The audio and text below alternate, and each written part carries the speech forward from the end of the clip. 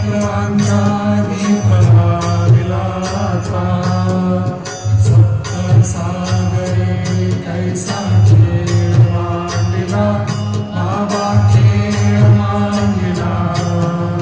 खेळूनिया खेळाचा विस्तार केला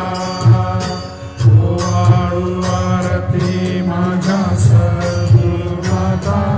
माझ्या साईनाथा आताही तत्वांचा दीप लाविलाचा ब्रह्मांडीची रचना कैसी दाखविली डोळा बाबा दाखविली डोळा